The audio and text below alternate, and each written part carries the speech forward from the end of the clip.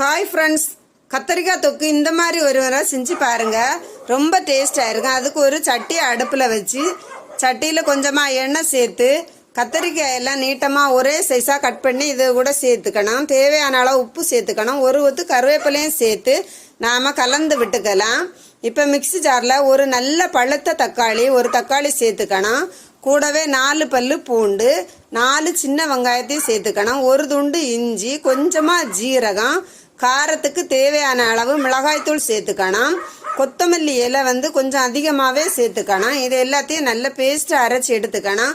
கத்தரிக்காய் 3/4 வாசி வெந்ததுமே நாம் அரைச்சி வச்சுருக்கிற பேஸ்ட்டு இது கூட சேர்த்துக்கலாம்.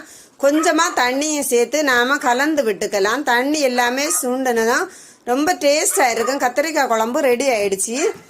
வீடியோ பிடிச்சுன்னா லைக் பண்ணுங்கள், ஷேர் பண்ணுங்கள், மறக்காமல் சேனலை சப்ஸ்கிரைப் பண்ணுங்கள். தேங்க்யூ ஃபார் வாட்சிங்.